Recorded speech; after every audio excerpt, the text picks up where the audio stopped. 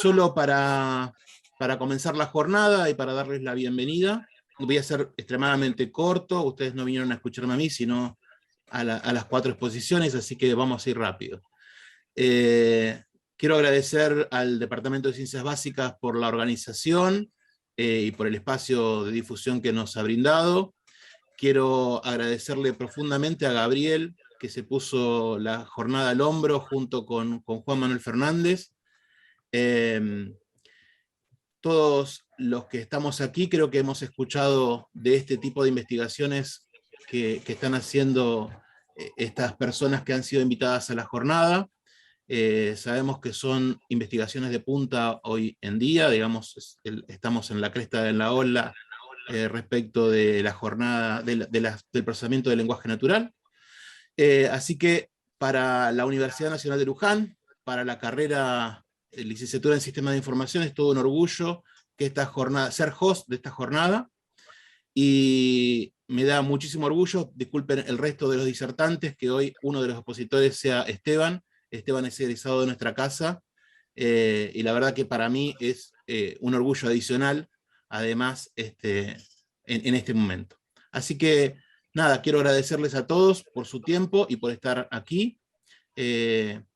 Y quiero pasar la palabra entonces a Gabriel, que también va a hacer, dar la bienvenida y hablar un poquito de la jornada. Muchas gracias.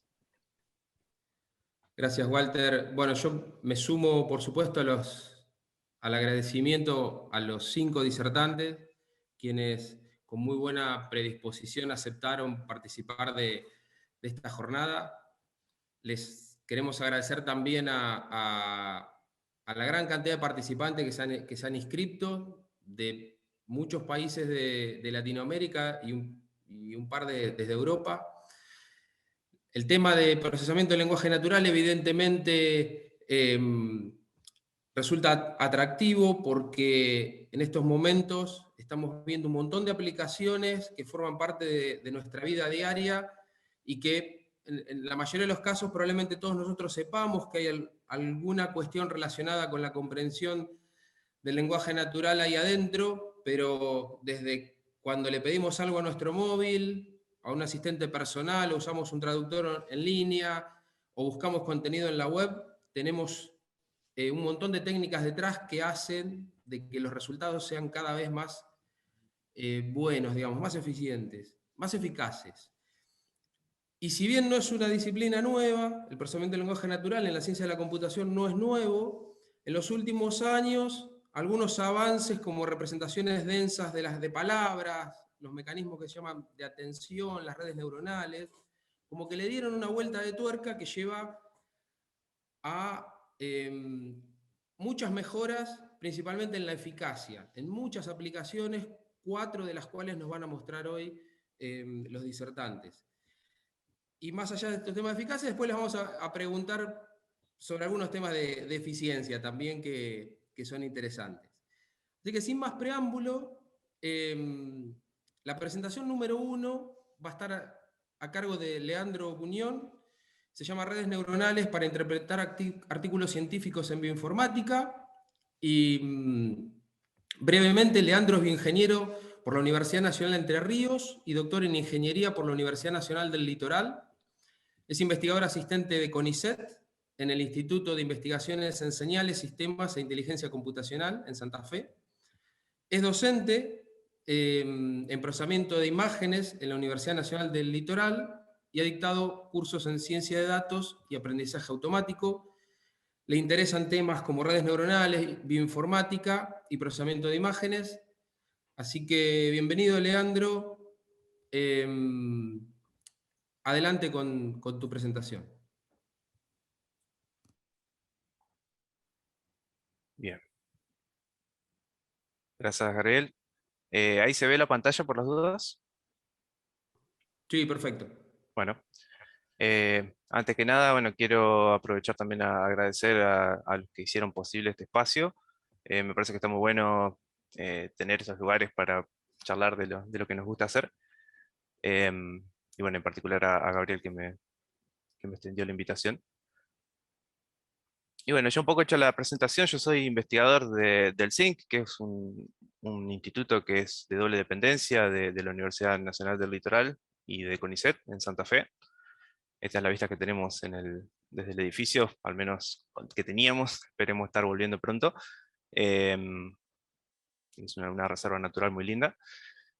Y en el laboratorio trabajamos en investigación, pero también hacemos docencia y transferencia de tecnología en temas como Machine Learning, procesamiento de señales. Hay grupos que trabajan en visión computacional también, en robótica, yo en particular en bioinformática. Y uno de los temas eh, que dispararon un poco nuestro interés en el procesamiento del lenguaje natural es la medicina de precisión, donde hoy por hoy tenemos, con los avances, digamos, de la secuenciación, eh, es posible identificar mutaciones específicas de los genes de una persona, ¿no? Individualmente uno puede identificar eh, ciertos patrones que se ven en su código genético que no están en otras personas y que se asocian, mediante diferentes estudios, se asocian con diferentes enfermedades. Y esto se puede ver mucho antes de que la persona desarrolle síntomas o haciendo más específicos los síntomas. A lo mejor una persona tiene una patología como puede ser un cáncer y la sintomatología o las imágenes no son tan claras. En cambio, con este tipo de herramientas uno puede identificar concretamente qué tipo de enfermedad le está afectando. Y lo que se empezó a observar es que empezó a surgir un montón de información. Cada año se publican miles de trabajos, lo que le decimos papers, de publicaciones científicas de diferentes mutaciones y diferentes tratamientos, diferentes estudios clínicos.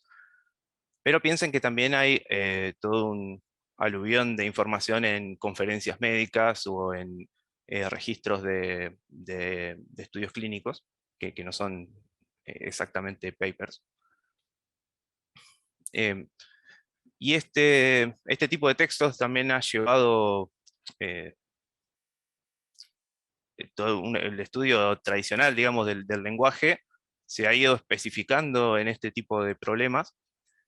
eh, y los textos pueden llegar a ser bastante complejos. Por ejemplo, en este caso es una simple oración, pero vemos que, por ejemplo, acá habla de las células de un melanoma que tienen una mutación específica de un gen particular. eh, y esta información toda condensada acá en este concepto es bastante difícil de extraer automáticamente, ¿no? Si uno barriera el texto de un artículo y quisiera eh, discernir de la forma que lo hace un médico o un especialista cuando lee el artículo, no es tan fácil. Y en nuestro caso en particular, lo que queremos hacer es eh, identificar ciertas relaciones que existen entre algunos términos clave. Por ejemplo, en este caso, eh, tenemos, por ejemplo, esto es un gen, esto es una mutación que corresponde a este gen, este es un tipo de enfermedad, son diferentes palabras clave o términos clave. Y lo que queremos hacer es preguntarle, digamos, a un algoritmo, queremos que nos diga si hay alguna relación específica entre dos palabras, por ejemplo, entre esta mutación y este tratamiento, esta droga que figura acá, eh, que en una oración así parece un problema tal vez trivial o que se puede resolver fácilmente, pero en general en los papers tenemos problemas como este, donde eh, a- no importa acá qué es cada cosa, pero pueden ver que en un color, por ejemplo, aparecen diferentes variantes o mutaciones de un gen, o de diferentes genes, que son los verdes. En naranja aparecen diferentes enfermedades, eh, en violeta aparecen diferentes genes. Y esto pasa que cuando uno puede, hoy por hoy hay buscadores, como hoy hablaban de la eficiencia, son súper eficientes para recuperar información. Pero si uno busca, por ejemplo, este gen con esta mutación particular, con un tratamiento particular, el buscador le va a devolver miles de artículos y entonces el especialista tiene que sentarse y intentar dilucidar a ver cuál es el que se relaciona más bien con lo que está queriendo evaluar. Entonces lo que quisiéramos es tener herramientas que nos permitan procesar un poco más esa información que podemos obtener de un buscador, para así hacer que la información sea más accesible a quien la tiene que usar. Actualmente, en este tipo de problema particular, que es la extracción de relaciones, es decir, de relaciones entre palabras clave, se usa mucho lo que es la ingeniería de características clásicas, es decir, hay un montón de herramientas muy conocidas de, por ejemplo, identificar la separación que hay entre una palabra clave y otra, y eso nos va a decir de alguna forma qué tan relacionadas están en el texto. Son características así sencillas, pero si uno mide varias de esas variables en el texto puede sacar información muy útil. Y otras que están relacionadas con la probabilidad de búsqueda. Si una droga se busca muchas veces relacionada con cierta enfermedad, lo más probable es que haya alguna relación importante entre esas dos cosas. Eh, el problema de esos métodos es que es muy difícil reproducirlas, o sea, es muy difícil que yo me pueda construir un buscador que funcione parecido a lo que haya publicado alguien. Eh, y también es muy difícil adaptarlo a otros problemas que a lo mejor que no son exactamente el mismo que se está queriendo resolver. Y en particular, han aparecido, digamos, soluciones recientes eh, en diferentes aspectos, digamos, de lo que es ahora la tecnología más moderna de procesamiento del lenguaje natural, que funcionan muy bien en frases. Por ejemplo, es como el recortecito que les mostré al principio, donde hay varias palabras claves, pero está bastante acotado el problema. Bueno, ahí funcionan muy bien. Pero no es tan trivial la solución cuando uno quiere analizar un texto de varias páginas. En esos casos encontramos que no está funcionando tan bien. Entonces, lo que les voy a contar en esta charla es una solución que hicimos y publicamos el año pasado, eh, que la llamamos Deep Learning for Papers, como aprendizaje automático, para aprendizaje profundo para papers. Y la idea es, a partir del texto crudo, acá le llamo texto plano, imagínense un artículo que no tiene imágenes ni tablas ni nada, solamente texto. La idea es sacar información de ahí y que entrenar una red neuronal que nos diga si para dos palabras clave específicas hay alguna relación o no. Y también desarrollamos una parte de esta red que lo que nos permite es identificar qué zonas de ese paper resultan más relevantes para la red. Y vamos a ver después de qué trata eso. La primer parte o el primer problema de este pipeline es lo que se llaman los embeddings, o de alguna forma tenemos que convertir este texto a números para que se pueda entrenar un modelo, un sistema de reconocimiento automático. Y por ahí, para los que ya están en el tema, esto es bastante trivial, pero por ahí para los que no vieron nada o recién están entrando, en general la solución tal vez más simple relacionada con esto de los embeddings es, bueno, podemos convertir cada palabra, por ejemplo, esto es una oración, cada palabra la podemos convertir en un vector de números, en la cual le ponemos un 1 en un índice determinado y 0 en los demás. Y esto va a ser un vector del tamaño del vocabulario que tenemos. Por ejemplo, si tenemos 1000 palabras, vamos a tener un vector de 1000 dimensiones. Y entonces cada palabra va a tener un 1 en una posición diferente. Esto nos sirve bastante para ciertos problemas, pero en general es bastante difícil encontrar relaciones entre palabras, porque acá, como ven, son todos vectores que son ortogonales, es decir, que no tienen una relación, no se puede medir una relación de distancia, por ejemplo, entre un vector y otro. Y cuando el corpus de o sea, la cantidad de vocabulario que tenemos es muy grande, termina siendo una matriz gigante que es muy difícil también de manejar computacionalmente.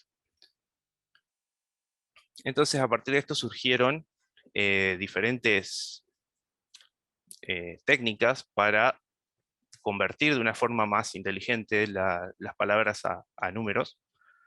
Y una de ellas, que tal vez es esta es del 2013, o sea, ya ha pasado mucha agua bajo el puente, pero es una de las técnicas que funciona muy bien y que es de las primeras que uno puede empezar a probar. Que básicamente la idea es, a partir de un contexto, en este caso tendríamos, por ejemplo, una oración. Estas serían 4 palabras, y acá iría una palabra que no conocemos. Entonces la idea es, a partir de estas 4 palabras, que son el contexto de esta palabra desconocida, intentar predecirlo. Y en el proceso de entrenar esto es una red neuronal que trata de aprender eso. En ese proceso la red termina aprendiendo una secuencia de números que, si lo piensan, si yo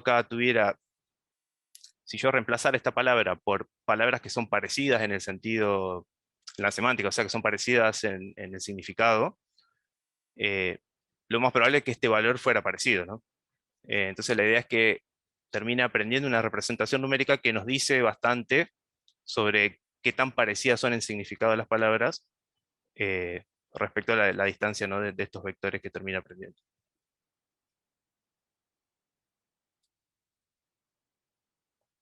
Entonces, del, más allá de qué método usamos como embedding, o como esta forma de construir un vector a partir de palabras, lo que hacemos es, a partir de cada palabra de este paper, vamos a convertirla de alguna forma a un vector de números. Entonces vamos a tener una matriz, en este caso puede ser bastante grande, porque tenemos esta en vertical sería la dimensión de nuestro embedding. Cuanto más grande es, en general puede codificar como una mayor diversidad, digamos, en el lenguaje. Y acá a lo largo sería la cantidad de palabras que tiene nuestro artículo. Entonces, con esta matriz, un poco habremos resuelto esta parte, ¿no?, de convertir texto a números. Y ahora lo que necesitamos es identificar cuáles son las palabras claves, que no es un problema trivial. En este caso, ya partimos de un trabajo previo que ha identificado cuáles de estas palabras son genes, cuáles de estas palabras son mutaciones, y así con diferentes categorías. Este es un problema súper interesante porque no hay... usualmente se escriben las cosas de muchas formas diferentes, ¿no? Como si fueran sinónimos, o diferentes formas de escribir una misma palabra, o una misma entidad. Entonces, bueno, no es tan trivial. Pero bueno, a partir de esto, nosotros lo que podemos hacer es indicarle, acá vamos a crear un nuevo vectorcito de números. Simplemente le vamos a indicar qué tipo de palabra es. O sea, en nuestra representación del lenguaje que estamos construyendo, este BRAF no sabemos qué es, pero bueno, acá le estamos diciendo, bueno, esto es un gen. Y además le vamos a agregar una nueva fila de valores que van a indicar cuál es la palabra que estamos buscando, porque nosotros lo que queremos hacer es, por ejemplo, encontrar una relación acá entre esta mutación en particular con esta droga en particular. Entonces, indicamos eso en el texto. Entonces, con estos dos componentes ya construidos, ahora sí podemos armar una red neuronal que va a intentar aprender sobre estos datos que están en principio bastante crudos, pero ya tienen algo que no comenté, es que estos embeddings se entrenan con un corpus, en este caso un corpus de inglés, pero hay diferentes mecanismos de hacerlo y diferentes formas de avanzar con eso. Entonces, de alguna forma ya tienen incorporada información del lenguaje, en este caso de una aplicación en particular. Y ahora el objetivo de la red neuronal es relacionar esa información, encontrar patrones que nos permitan identificar si hay relaciones o no entre dos términos. Y un poco el corazón de esta red neuronal es lo que se llaman las redes convolucionales, o sea, una capa convolucional, que sería este bloque de acá. Imagínense que tenemos acá este es un pedazo de texto, y acá tenemos, todo esto es una palabra clave, y esta otra es otra palabra clave. Entonces, y bueno, y acá en el medio tenemos una palabra común. Entonces cada una de estas palabras está codificada en un vector de números, de este embedding que habíamos preparado primero. Y a esto le agregamos ciertos vectores que van a indicar, en este caso, son dos mutaciones, entonces tienen un 1 o un marcado acá en las esquinas, y la del medio, como es una palabra común, no tiene marcado nada. Y acá tiene solo marcada la primera, porque en este caso estamos buscando relaciones que tienen que ver con este término en particular y no con este otro. Entonces esta capa convolucional lo que va a hacer es eh, combinar de alguna forma o encontrar eh, una serie de características de esta representación que ven que acá, o sea, esto se apilaría vertical, ¿no? Uno encima del otro. Eh, queda una matriz de una magnitud bastante grande en el sentido vertical y 3 en el sentido horizontal. Va a terminar generando un vector que va a representar a esas 3 palabras. Y esto se va a ir desplazando, o sea, en este caso tomamos estas 3 palabras, y después vamos a tomar estas 2 con esta tercera de acá, y así se va a ir desplazando. Y para cada una de ellas vamos a tener un vector diferente, ¿no? En función de lo que vaya aprendiendo.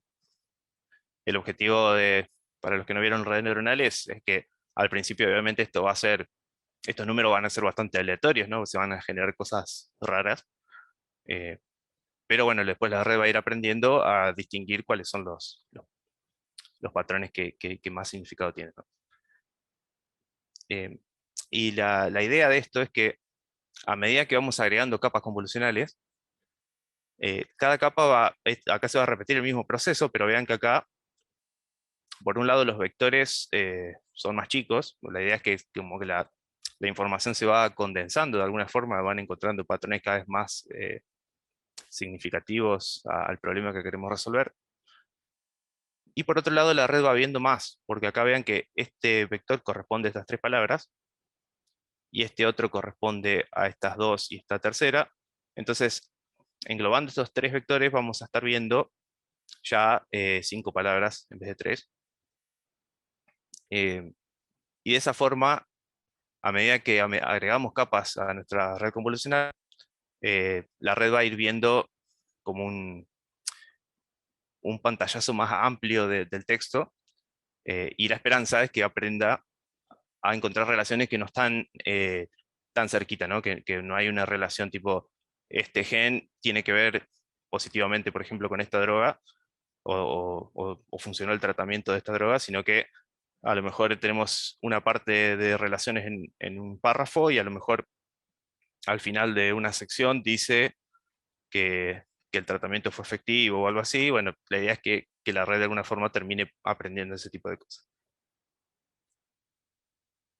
Entonces acá vemos como sería como el esqueleto de esta red neuronal que estamos armando. Entre medio tiene otras cosas, diferentes herramientas por un lado, para normalizar los gradientes, es decir, normalizar las entradas de cada una de las capas, eh, porque a medida que aumentamos capas también se hace un proceso más inestable, ¿no? Desde el punto de vista numérico. Entonces se han agregado diferentes herramientas desde la construcción de esta red neuronal. Y en particular una de ellas que funciona muy bien es este bloque de identidad que se usan las ResNet, que tal vez los que han entrenado, han usado redes neuronales, le puede sonar, que resuelve algunos problemas problemas numéricos con el gradiente cuando agregamos muchas capas. El gradiente se hace cada vez, el gradiente, no lo expliqué, pero a medida que vamos pasando información, a la entrada teníamos el texto, en este caso en su forma numérica, va a pasar por todas las capas de nuestra red neuronal, va a llegar al final, y eso va a dar un valor, que al principio va a ser cualquier cosa. Y acá al final, nosotros tenemos una etiqueta, o sea, sabemos, hay alguien que agarró el texto y dijo, bueno, si acá hay una relación importante entre estos dos términos, entonces vamos a poder calcular un error entre la predicción de nuestra red y las etiquetas, y ese error se retropropaga, es decir, podemos ver cómo conviene ajustar cada uno de los parámetros de esta red para que terminen minimizando ese error. Eso es lo que se llama ese para dónde ir, digamos, en los parámetros, es lo que se conoce como el gradiente. Y bueno, la idea de este bloque es que permite básicamente que podemos apilar más capas en nuestra red y tener un poco de mejores resultados. Y la ventaja de esta arquitectura en particular es que, como son todas capas convolucionales, al final vamos a tener una serie de activaciones o sí, se podrían decir de activaciones eh, que están relacionadas con el texto. O sea, en este caso, a medida que nos movemos en esta curva, estaríamos avanzando en el texto en relación con la entrada. Entonces podemos ver en qué zonas del texto se activa más la red y de alguna forma nos está diciendo cuáles son las partes más importantes del texto, al menos desde el punto de vista de lo que aprendió la red. Eh, es un tema también ese, como discernir si realmente esto que está diciendo esto que está diciendo la red que es importante, es realmente importante o no terminó aprendiendo algún atajo, digamos, en los datos. Y bueno, y para evaluar esto, porque en general a- hay muchísimas posibilidades, digamos, que a partir de este esquema que yo les mostré, hay un montón de variantes y de cosas que se pueden hacer. Y de alguna forma tenemos que evaluar cómo funcionan y si tiene sentido mejorarlas o cómo la estamos mejorando. Entonces usamos un dataset que es público y ya fue estudiado por otros, o sea, ya fue tratado en otros trabajos. Entonces nos permite también compararnos con otras personas y con otros modos de resolver el problema eh, y ver si nuestro método realmente está mejorando algo, ¿no? Y este corpus, este dataset, tiene alrededor de 100 artículos, que es bastante en el sentido de que etiquetar este tipo de artículos es muy difícil.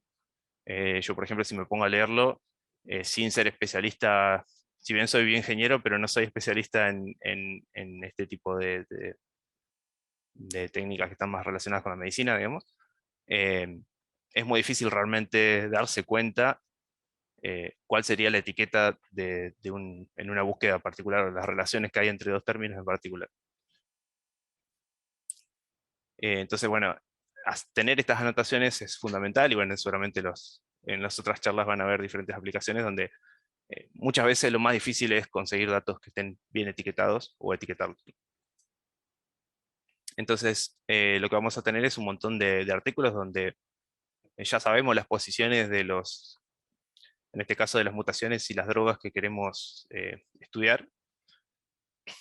Y la idea es que vamos a intentar generar comparaciones de todos contra todos, es decir, para esta mutación vamos a evaluar estas dos drogas y para esta otra mutación lo mismo. Y algunas de esas relaciones van a ser negativas, es decir, que no hay ninguna relación explícita en el texto, y otras veces van a ser positivas. Y acá pueden ver que esta relación entre positivos y negativos es de 1 en 10, es decir, que tenemos un montón de palabras clave, pero no muchas de ellas están relacionadas, o sea, que son algo importante en el paper, ¿no? A veces en la introducción a lo mejor se mencionan 10 variantes de una droga, pero después esas variantes no se mencionan más y no son algo importante o relevante para nosotros. Y acá lo que hicimos fue primero comparar diferentes modelos de embeddings. En este caso son embeddings que ya hoy ya son clásicos. El Word2Vec, este es el que les mencioné, después está Globe, que es un poco más chiquito, digamos, más eficiente, y FastText, que es un poco la evolución de Word2Vec, que la terminó continuando Facebook, que también tiene otras ventajas.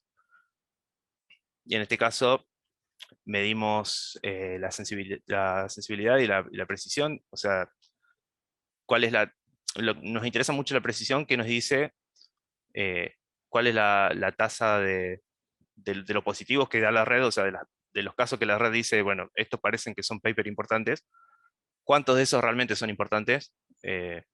Porque si, no sé, la red termina escupiendo 5.000 papers, eh, al especialista tampoco le sirve demasiado, ¿no? Uno quisiera que te devuelva la menor cantidad posible y que esos que te devuelve son realmente significativos. Y en este caso encontramos que Fastex funciona muy bien, en particular.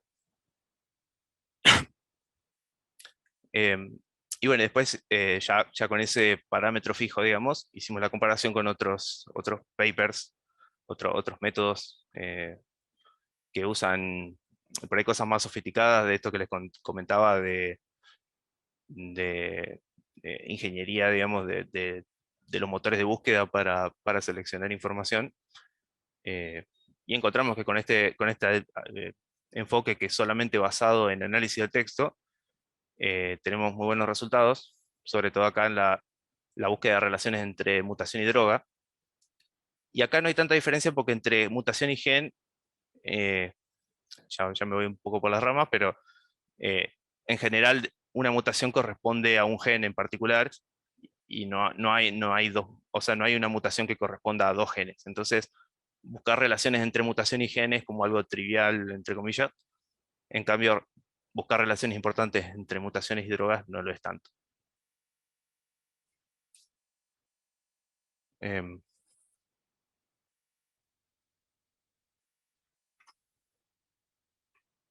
Bien, y acá simplemente les muestro un ejemplo de este resaltado que hicimos a partir de lo que dice la red. Y bueno, encontramos que las relaciones, al menos en lo que podemos analizar, las relaciones que hay entre términos se ven como explícitas, se ven estos términos relacionándose en las zonas donde la red dice que deberían estar, ¿no? Vean, por ejemplo, que de esto no mencioné nada, pero vean que el tema de cómo se escriben las cosas también, o sea, hay toda una etapa de procesar los datos de texto para convertirlos a algo usable, que no es tan trivial, o sea, este tipo de cosas hay que resolverlas de alguna forma, ¿no? Estas formas de escritura raras. Y bueno, y para cerrar, tampoco quiero hacerlo tan largo, eh, simplemente les quería contar en lo último que estamos trabajando, un poco relacionado con esto. Este fue como el primer trabajo eh, serio, digamos, grande que hicimos de este tema. Ahora la idea es encontrar eh, relaciones específicas, porque hasta ahora lo único que decíamos era, bueno, hay una relación importante entre los términos, pero no sabemos cuál. Y sin embargo, en muchos casos es importante saber, por ejemplo, si la droga termina siendo un inhibidor del gen de una mutación o termina siendo agonista en algún proceso. Muchas de estas cosas también están relacionadas o se empezaron a usar en otras industrias, digamos, en la industria química, por ejemplo. eh, Cada vez es más difícil que la gente se ponga al día con la literatura de todo lo que está saliendo últimamente. Imagínense, por ejemplo, convertir es una secuencia de molecular de un compuesto en particular, convertir eso o interpretarlo correctamente, esto es un desafío también, como que ya se vuelven como problemas muy específicos de diferentes áreas. Bueno, y a nosotros nos interesa un poco esto, eh, y para eso vamos a seguir usando esta misma estructura, pero vamos a empezar a evaluar otro tipo de embeddings, vamos a ver si podemos hacer un ajuste fino a esos embeddings, es decir, reentrenar parte de esas representaciones para que aprendan cosas específicas de los datos que estamos usando y no de, por ejemplo, del inglés en general, que es un poco creo, en la dirección en la que va el procesamiento del lenguaje natural en muchos ámbitos, ¿no? Eh, bueno, creo que era eso. Si tienen preguntas, comentarios, eh, cualquier cosa. Estoy dispuesto. Gracias, Leandro. Esperamos si hay alguna pregunta de los asistentes, si la hacen en el chat, o si alguno quiere abrir el micrófono y preguntarle directamente a Leandro, no hay problema. Sí, no sé si le puedo preguntar. Adelante, adelante. Sí, sí. Hola, Leandro. Muy ¿Qué interesante tal? el tema. ¿Qué tal, Marcelo? Eh, una sola cosita. ¿Los embeddings de palabras son embeddings entrenados sobre corpus genéricos o ustedes los entrenaron a bibliografía específica o en la temática esa relacionada? Sí, esa es una pregunta muy interesante.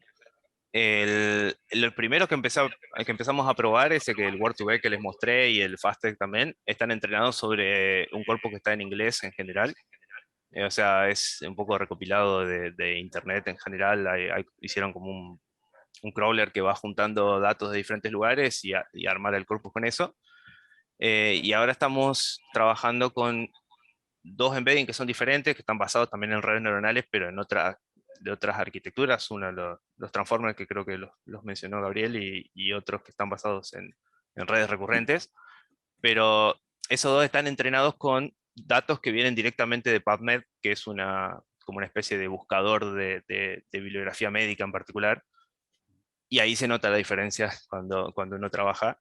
eh, Hay, es como mucho más rico el lenguaje y mucho más específico de esta aplicación, entonces también es esperable que funcione mejor. Que funcione mejor, claro.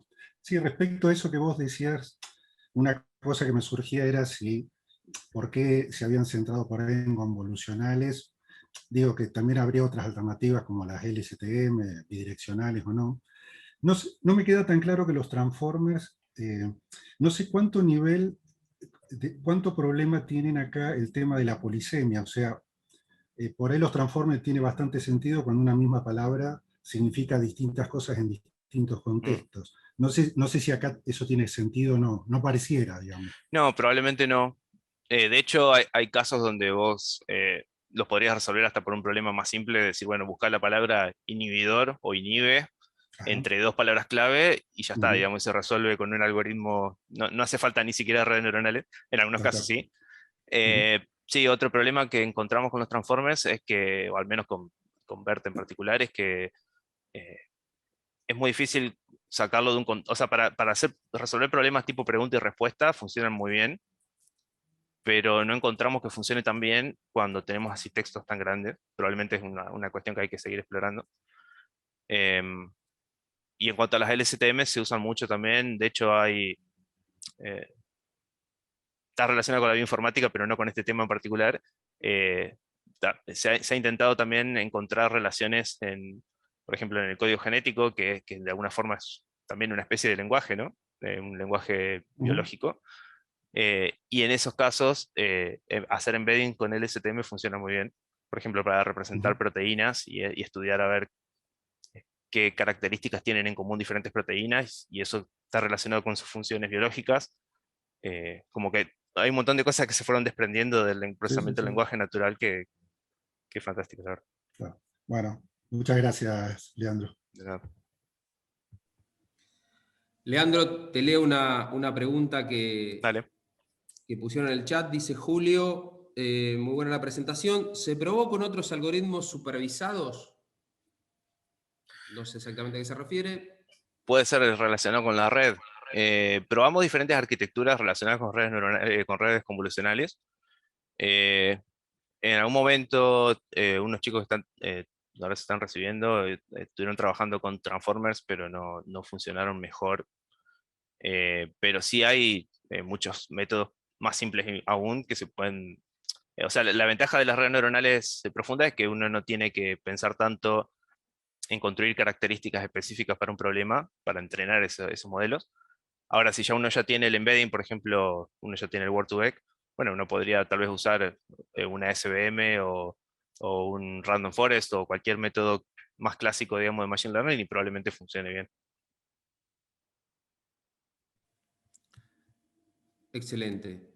Em, Voy a hacer yo una pregunta, complementando un poquito lo que te había preguntado Marcelo respecto del corpus de entrenamiento para los embeddings, este corpus genérico en la primera versión.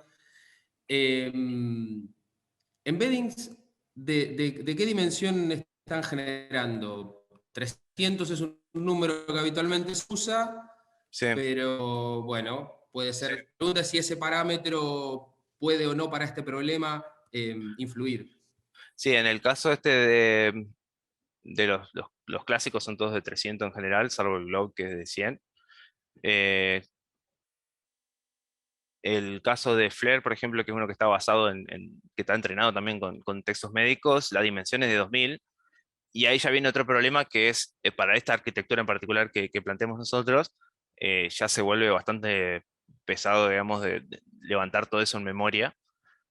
Así que estamos viendo, por lo pronto lo que hicimos fue un poco de reducir la dimensionalidad, que es algo que también se hace, por más que a priori parece, o sea, siempre terminás perdiendo información al reducir la dimensionalidad de un embedding que ya lo tenés entrenado, pero en este caso funcionó bajar de esos 2000 y pico, bajarlo a 500, por ejemplo. Pero bueno, lo ideal sería, o tal vez lo óptimo sería poder reentrenar un embedding desde cero, a lo mejor con un corpus en particular, pero bueno, eso también lleva tiempo, ¿no? Y bueno, con vos voy a cumplir con lo que dije al principio y sobre todo por esto que acabas de mencionar. ¿Necesitaste hardware especial para correr tus modelos? No Sí, sé, un cluster o algún servidor particular o no? casi todas las pruebas las hicimos con una Titan XP, que es una placa de video de una GPU, que tiene bastante memoria, tiene 12 gigas, bastante para uso doméstico, digamos, para este tipo para aplicaciones en NLP es nada, eh, pero nosotros tal vez nos enfocamos, o sea, por ejemplo, si uno quisiera reentrenar un BERT con algún corpus en particular, bueno, probablemente ahí te quedes corto y te convenga conseguir otros recursos, o si no, tienes que quedarte mucho tiempo, ¿no? Siempre es o más recursos computacionales o más tiempo. Eh, y en nuestro caso, siempre terminamos en alguna especie de optimización de decir, bueno, tal vez este experimento no lo podríamos hacer, veamos cómo resolvemos el problema de una forma más eficiente. Y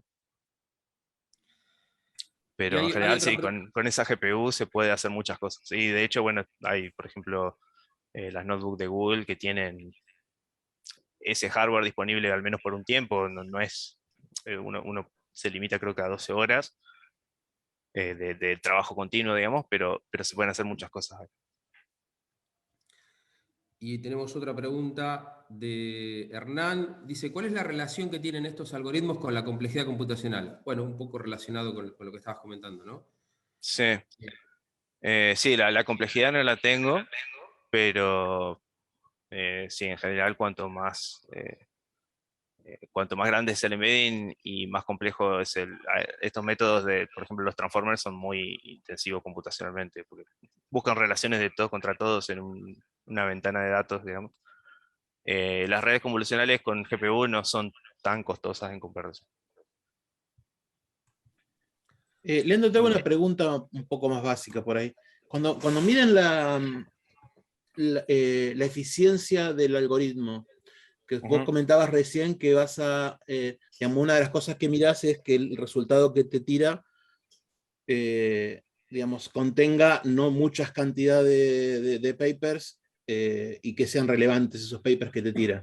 También mirás el otro lado, digamos, que no hayas tenido pérdidas de algún paper que sí es importante y que no te lo tiró como... Sí, en estos casos, medio que nos basamos ahí por ejemplo, el F1, que es una mezcla entre esas dos cosas, es una métrica que está muy buena porque eh, para tener un F1 alto tenés que tener una buena recuperación de casos que originalmente son positivos y los querés tener en tu lista, pero también tenés que no tener tantos falsos positivos. Muchas veces es bastante común ver que la gente reporta accuracy, o sea, la tasa de acierto en general, y en algunos problemas cuando tenés muy pocos positivos, por ejemplo, en el caso de medicina pasa un montón que tenés muy pocos positivos y la mayoría son gente normal que no tiene nada, entonces si uno reporta la accuracy va a tener 90 y pico % y están todos contentos, pero en realidad el método a lo mejor no funciona. Es algo que está bueno tener en cuenta el tema de la evaluación. Clarísimo, gracias. De nada. Bueno, hay muchos agradecimientos en el chat. Vamos cerrando la primera presentación. Leandro, te agradecemos un montón. Un gusto. Eventualmente, si hay alguna otra pregunta para Leandro, la pueden dejar y nosotros se la vamos a hacer llegar. Bueno, si estuviéramos en vivo, vendría un aplauso. Así que... Venga ese ruido de estática, sí. Claro, no tenemos grabado el aplauso, pero te agradezco un montón, de verdad. Y muy clara la presentación. Clap, pone barra clap. Barra clap. Gracias. No, un gusto, un gusto. Hay tantas cosas para hacer en estos temas que la verdad que vale la pena meterse. Seguro, y vamos a quedar en contacto a ver si salen cosas para hacer entre las instituciones participantes de este seminario. Bien. Gracias, Leandro.